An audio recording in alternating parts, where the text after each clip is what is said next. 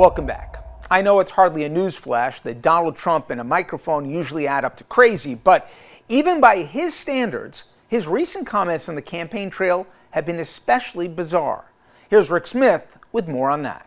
Did you happen to see his little spiel in New Hampshire? Did you happen to see him going on and on in what is probably one of the more incoherent speeches he's given? Now, I know everyone loves to go, Sleepy Joe or Joe Biden stumbles over words and all this.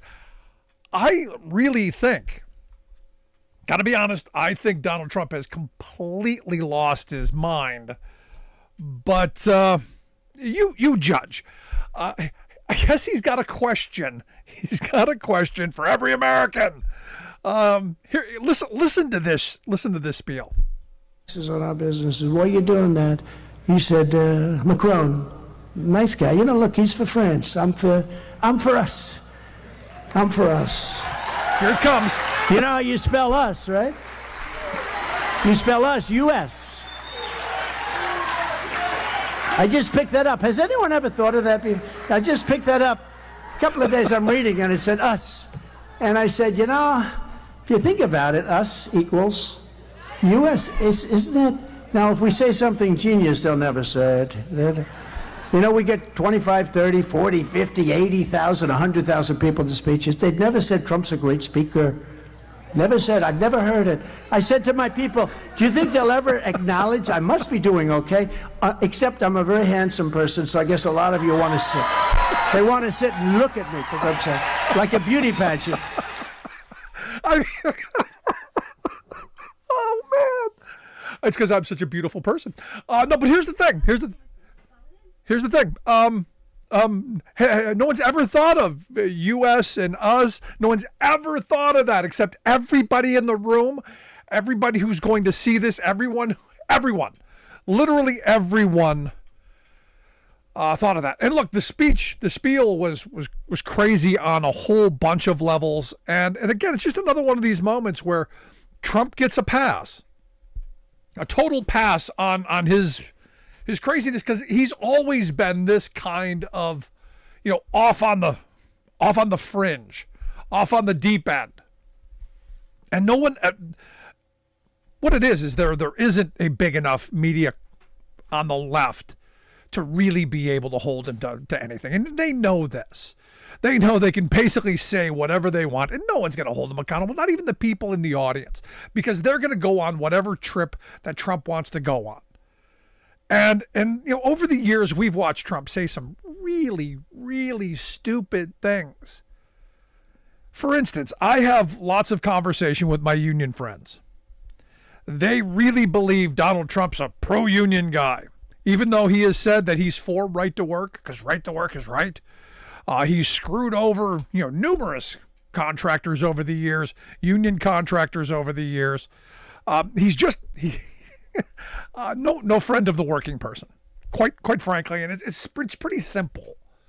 He is no friend of the working person.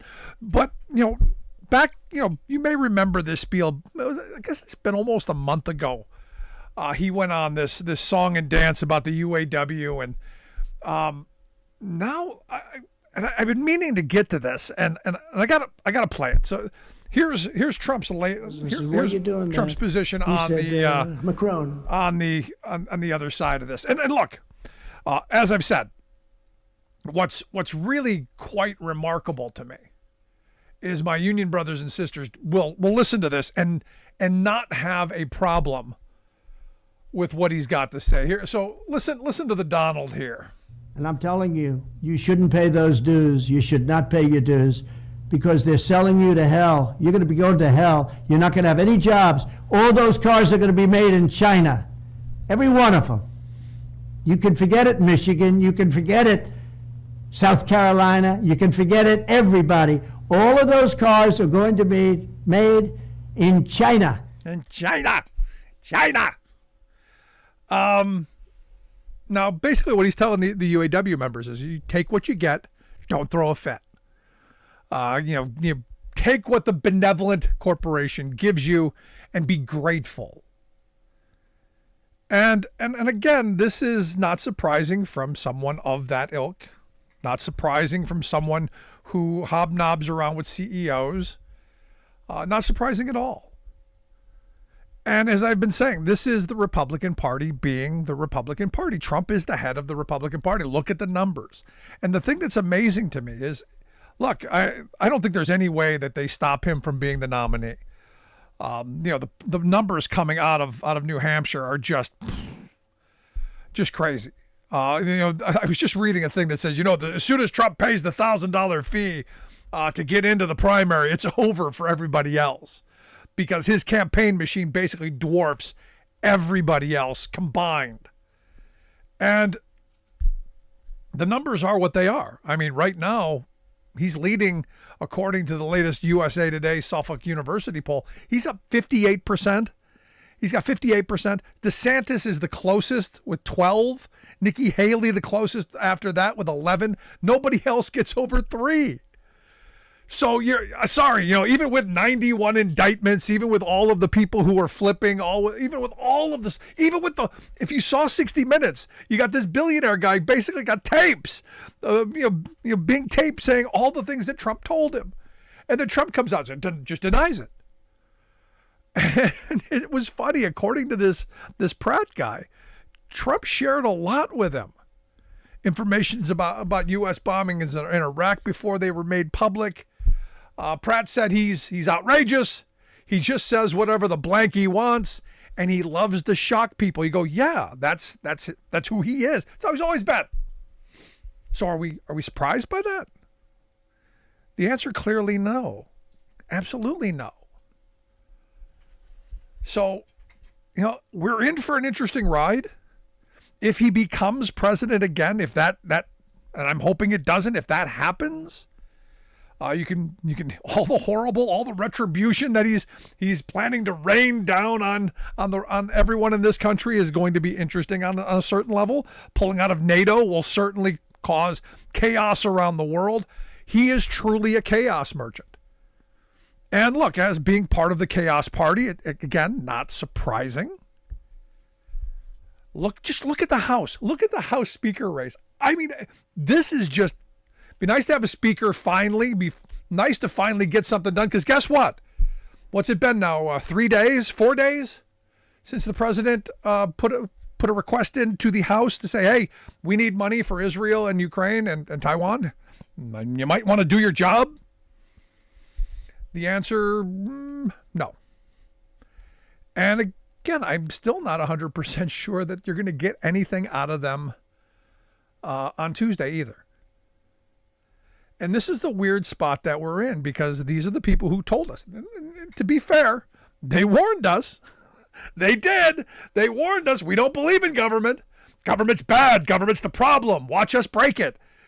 And people voted for them because people want broken government, or at least think they do. And this has everything to do with the fact that we've been told for so long. You think back to Ronald Reagan, my government's not the answer to the problem. Government is the problem. He was always, got to give the Gipper credit. He was good at turning a phrase. He could remember a line. He could memorize his lines. But when it came to actually governing, there hasn't been a reasonable Republican in my lifetime. They all are out to break what we the people have built. And this is the frustrating part of this. And the more we allow them to have these little charades and stay in office, this is going to be what, for me, is going to be interesting to watch in 2024. How many Republicans stand up and throw at least the 8 out, the ones who caused this disaster, and then the rest of them for not figuring out a solution. Because again, I love hearing people, well, Joe Biden should fix this. Biden has nothing to do with the House. Nothing. He can do absolutely nothing. But I got to tell you, I do love the calls. Biden should be uniting the country. Yeah. I want to hear your thoughts, though.